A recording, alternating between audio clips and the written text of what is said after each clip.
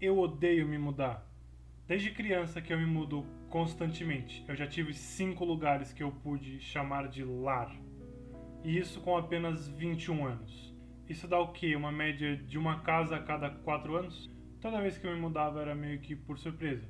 Os meus pais eles não me comunicavam que a gente ia se mudar e quando começaram a me comunicar sobre essas decisões eu simplesmente não acreditava e não me preparava nem um pouco. Devido a não me preparar psicologicamente para tal acontecimento, eu sempre tive dificuldades para me acostumar com um novo lugar. Nunca é fácil ser o garoto novo na escola e se adaptar à cidade, principalmente quando se vem de outro país. Sim, de outro país. Eu, na verdade, nasci em Portugal, mais precisamente no hospital de Vila Franca de Xira. Eu passei meus primeiros 9 anos de vida morando numa vila chamada Benavente, que ficava localizada no distrito de Santarém. Lá eu posso dizer que eu fui muito feliz, já que eu não tinha nenhuma responsabilidade, eu passava o dia inteiro brincando e eu via meus avós e meus primos praticamente todos os meses. A minha única preocupação era em não perder o horário que passava Beyblade na TV. Eu não tinha do que reclamar. Até que chegou o bendito dia que meus pais chegaram para mim e falaram: Pedro, a gente vai se mudar para o Brasil. E cara, obviamente que no início eu fiquei muito empolgado. Porra, eu ia andar de avião, eu ia conhecer a família de parte de pai, que todos estão literalmente no Brasil. Mas essa felicidade durou pouco. Logo no meu primeiro dia de aula, eu fui o alvo de um bullying absurdo. As crianças não têm noção de como palavras podem machucar as outras pessoas. Ainda mais quando eu era o alvo perfeito para sofrer bullying, já que eu era o baixinho que usava óculos, era gordinho e falava esquisito. Até quem sofria bullying fazia bullying comigo, cara.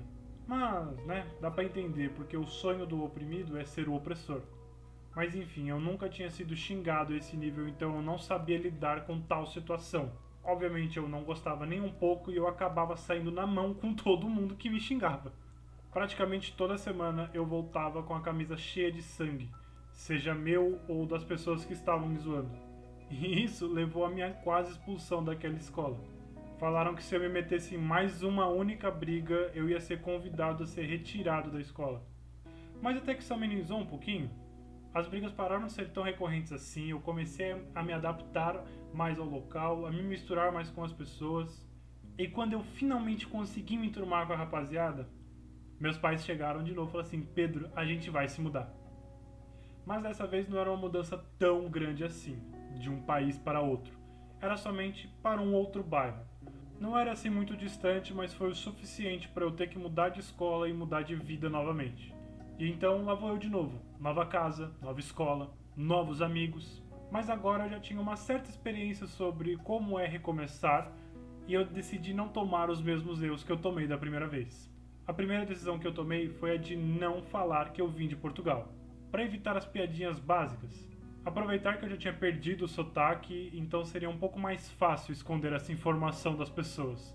E cara, até que deu certo a estratégia. Logo no meu primeiro dia de aula eu já tinha feito 2 amigos. Mas como a vida não é um morango, tinha alguma coisa que ia acabar estragando meu plano. Logo no meu terceiro dia de aula, uma professora ela propôs uma atividade que era para conhecer mais os alunos. E uma das perguntas que tinha nessa atividade era exatamente onde você nasceu. Cara, quando eu vi essa pergunta até comecei a suar. Mas eu respirei fundo, tentei manter o controle e chamei a professora para perguntar se eu poderia mentir na atividade, já que eu de fato não queria que as pessoas descobrissem que eu era português. Aí você pode falar: pô Pedro, era só você mentir que ninguém ia saber que você era português, nem mesmo a professora. Mas eu era muito honesto, eu era uma criança inocente e honesta. Mas eu acabei falando um pouco alto e os 2 amigos que eu tinha feito no primeiro dia acabaram me ouvindo e logo gritaram: Você é português? A partir daí, amigo, fodeu. Achei que meu mundo ia cair, ia acontecer tudo o que aconteceu de novo, ia sofrer bullying novamente. Eu já pensei o pior. Mas, para minha surpresa, não afetou em nada. O pessoal era de fato muito legal e tinha gostado de mim. E não seria a informação de eu ter nascido em outro continente que iria mudar essa visão deles sobre mim. Mas, obviamente, assim que descobriram que eu era português, vinham as frases básicas. Devolve nosso ouro, fala alguma coisa em português de Portugal, como é que fala pirulito em Portugal? Se eu te contar, Meu amigo, e a partir desse dia eu achei que eu finalmente tinha me adaptado ao Brasil, que eu não iria querer mais voltar para Portugal, que isso já tinha ficado no passado e que tenho que viver o hoje. Mas, novamente, a maldição da mudança ataca.